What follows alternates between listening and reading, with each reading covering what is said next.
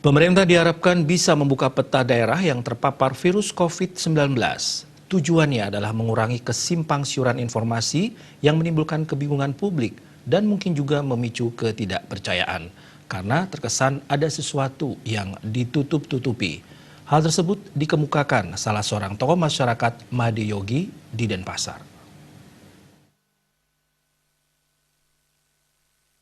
Made Yogi mengatakan pemerintah diharapkan bisa membuka peta daerah yang terpapar virus COVID-19 ini untuk mengurangi kesimpangsiuran informasi yang menimbulkan kebingungan publik dan mungkin juga memicu ketidakpercayaan karena mengesankan ada sesuatu yang hendak ditutup-tutupi.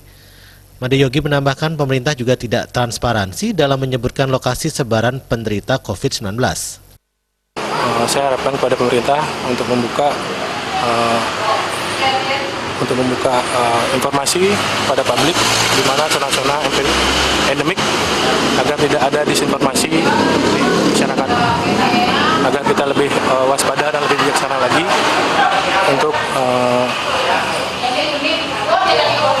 menyikapi permasalahan ini. Ini bukan permasalahan yang main-main.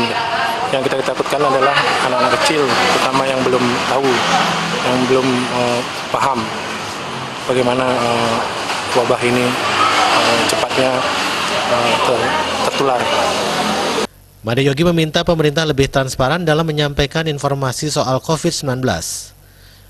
Joka Andika, Bali.